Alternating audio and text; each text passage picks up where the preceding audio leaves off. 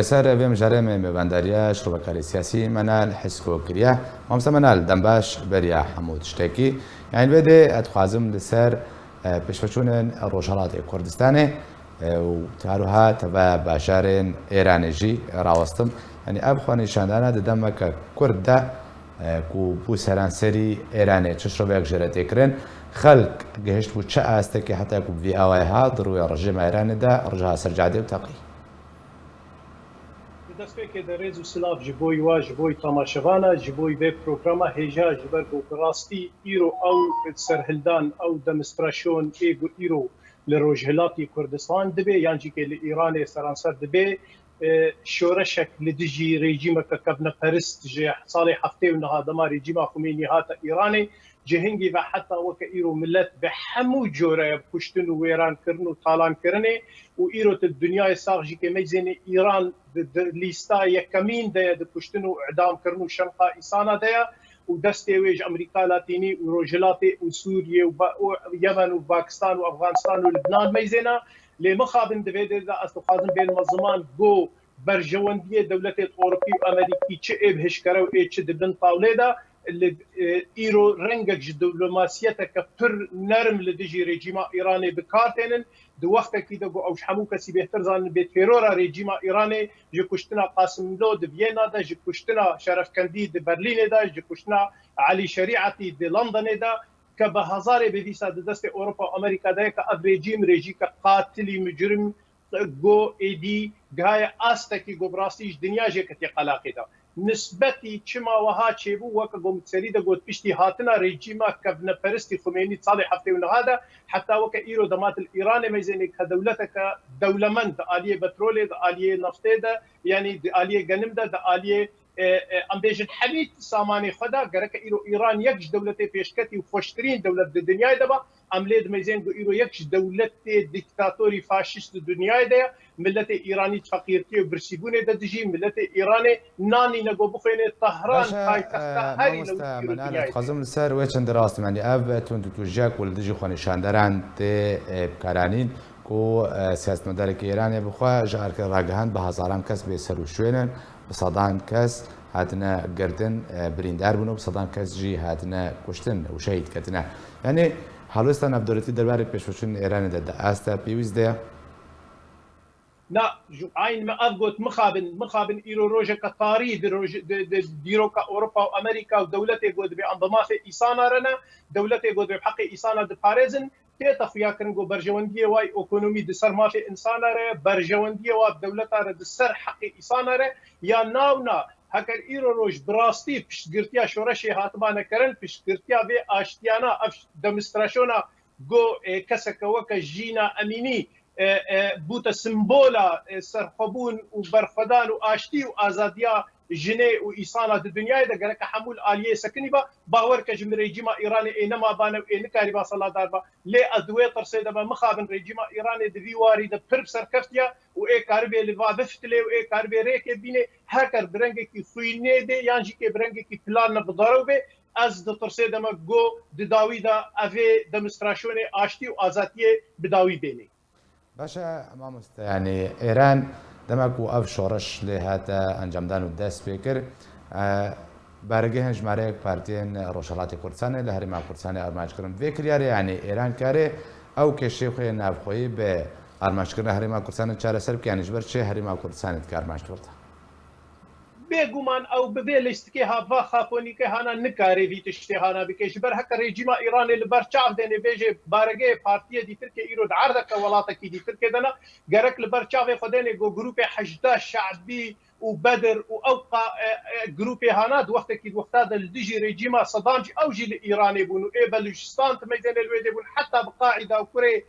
Usama bin Laden di Îranê de ye ev mafekî rawaye ji rêxistinê siyasî re ew ê got karê siyasî dikin û Partî Demokratîk Kurdistanê Îran îro di Kurdistana Başûr de qet li ser sînor tiştekî xirab nekiriye û tiştekî derveyî şerعiyeta qanûnê duwelî nekiriye heta got Îran lê Îran dixwaze çava bikişênête derve weke bêçawa hikûmet li Bexdayê lev nehat ewana rakêt avêtina Hewlêrê ev fişar ne vala ne fişar ne derewana Îran nikare êdî problemê nava xwe derxê derveyî sînorê xwe باشا ما مستمنال زي بيم لسر قوتنا حاکمەکی سەربازیە یەکێتی نیشتیمانی کوردستان ڕاوەستن بێژێ ئێران دەمان هەدە ژمارەیەک ئەمازنیا چەکدارن پەکەکە ئامادەکردن تاکووە ببێ ڕۆژهەڵاتی کوردستانی دڕوێ کورداندا ڕاوەستێت. خازم شروعاتە دەسوێتێدا سەر چییە ئەب هەڵوێستا پەکەکە؟ ئەv ya got em hemû kes di serî de em ji vê ditirsin û ev jîkê ev tirs hêjîkê li ber çav e ji ber em divê dê bi Kurtayî ez dixwazim bêjim dema got pekekê ava bû diriya Ergenekon û Mîtêre Partiya Rêxistina Kurdistana Bakur hemû talan kirin. Piştî wê heke li bîra we bê çawa xwesparta Sedam Hüseyin têkilî pêre kirin û bi hejda şebî re hicûmî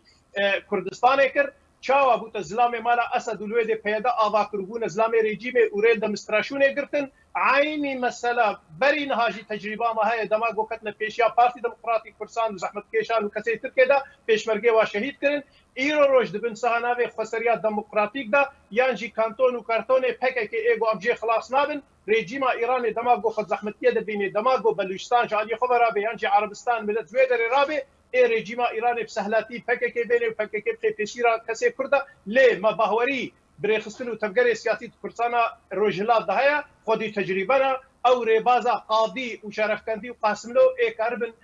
رێ لە خیانەتا پەکێکێ بکرن لێ ئەڤیا هەری لەبەر چاوە و یا هەری ڕاستە گۆ پاژاک و کەنەکە ئەڤنا ببنە زلامێ رێجیما ئیرانێ و بناوەکی دبن ساناوێ کوردیتیە دەلێ بخوازن رێ لەبەر دەمستراسیۆنێ ئاشتی و ئازاتیە بگرن بێ چاوە بەشێمەدا ئەفتش بکار ئانی باشە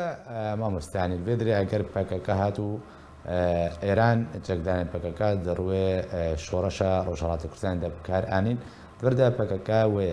حتا چڕاتەیەکێ زیانی شۆڕەشی بگینە و چرەنگی خزمەتە ڕژێمە ئێرانێ بکەین بێگومان دەڤرا کوردستانê di Kurdistana Rojhilat da çiyayê asê û tecrîba dihê sala û şoreşa li dijî rejîma şeh û di peyvê rejîma Xumênî xwedî tecrîbe kin xwedî pêşmerge û xwedî leşker û xwedî qewet û hêzin di wextekî kesek ji me naxwaze xwîna îsanê Kurd bi destê însanekî Kurd bêta rijandin lê heker pekekê xwe bixê wê tehlûkê de wî agirî de ji her kesê bi şeref û bi namûs û bi damîr tê de xwestin got piştgirtiya tevgerê û rêxistinê rojhilat bigirin li dijî kiryarê xiyanetê ê got pekekê bixwaze bikar bêne û ez bi rastî dibêjim min pir bawerî bi tevgera siyasî di Rojhilatî Kurdistan de heye got ê karibê serê pekekê di wê dê de biqusêne pekekê ji wê derê derxê ji ber ne rewş rewşa Qamişlo Kobanê Efrînê rewş rewşa Mehabat û Siqiz û Senendeca rewş rewşa çiyayê Bilinda û Daristanê rewş rewşa şoreşê û berxwedana miletekî pekekê ê nikarbê xiyaneta xwe dê ser bixe lê ew ê wî karî bike bêguman ji ber got peyayê rejîma Îranê ne û me kiryarê wa di Kurdistana dibin destê Sûriyê de dît û me dît bê çawa serkêşê şoreşa Sûriye ji Mişal Temo ji Nisreddîn Birhik û ji efserê Kurd û bi daha di Amûdê û Komkujî pêk anî ji Birc Ebdal û ji Efrînê divê Kurdê Kurdistana Rojhilat vê tecrîbê li ber çavê xwe dênin divê beşê qedepê êgobûne yek û em spasiya wa dikin divê vê tecrîbê li ber çavê xwe dênin û divê çavê xweş kiryarê pekekê negirin û divê heker çavekî wa li rejîma kevne peristî Tehranê bê hezar çavê wa li xiyaneta pekekê bê ke pekekê nikarbê di nava wa da gavekê bidê yan jî karibê şoreşa wa serkut bike باشە ئەما مۆسەداوین پرسیار یعنی تەوی بژن گۆری پێشوەچوونن کو نەهاچێت بن لە ڕۆژهەڵاتی کوردستانê لە باژار و باژارۆکن ئێرانی و بتێبەتی نەبتەنێ گەلێ کورد لە ڕۆژهەڵاتی کوردستانê دەست شۆڕەشی کردێ بەڵکو گەلێن ئێرانی گەلەکن بەلووشن عەرەبن ئەزەرینە ئەو ژی دڕوێ ڕژێمێ دەڕابوونە یعنی چێ سناریۆک تێ پێشبینی کردن براستی هەکەر دەولەتێ دنیای و بتایبەتی ئۆروپا و ئەمریکا ببی ئەرکێ خۆی ئەخلاقی وجدانی رابووبانە نەبەس ملت ئیرۆ دناوا ئیرانê de دنیا سعی لەسەر vê meselê disekine yani heta perlemanê Libnanî de jinekê dengê xwe got hilbijatina serokatiye de data jîna Emînî îro di Amerîka Latînî de îro gelek welatê dinyayê de vê simbola şoreşê pîroz dikin û jinê dinyayê li ser piya disekinin û hemû rûyê rejîma kevneperistî şofînî xwîlmij di Îranê de reş dikin lê mesele hemî kîvekê de yet berjewendiyê bi taybetî Amerîka û Brêtanya ke gelo dibin meyzê de ew dixwazin çi bikin yan jîkê çi tesîr hebe heger piştgirtiyek ji ware pê kirin ji derva di hindir de ê karibin ser bikevin lê ez careke dît bêjim tirs ew got berjewendiyê dewleta di ser mafê îsana re bê û ev tirs divê em li ber çavê xwe bi ceddî lê meyzê ne gelek spas ji bo şurbekarê siyasî menal heskûk temrobî gelek spas